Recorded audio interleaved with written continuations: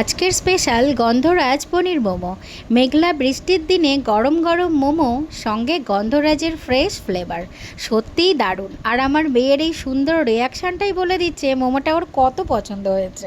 প্রথমে কড়াইতে তেল গরম করে কাঁচা লঙ্কা আর আদা গ্রেট করে দিয়ে একটু নেড়ে নেব। তারপর এতে চপ করা বাঁধাকপি, গাজর, ধনেপাতা, কুচি করা ক্যাপসিকাম, গ্রিন পিস আর সুইট কর্ন দিয়ে ভালোভাবে মিশিয়ে নেব। এবার chilli sauce, tomato sauce, cube করা পনির, সয়াবিন ও গন্ধরাজ লেবুর জেস্ট দিয়ে মিশিয়ে নেব।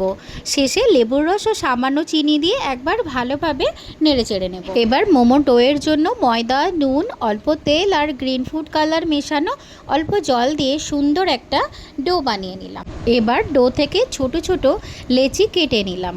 তার মধ্যে তৈরি করে রাখা পুর ভরে দিয়ে সুন্দর করে মোমোর শেপ দিয়ে নিলাম।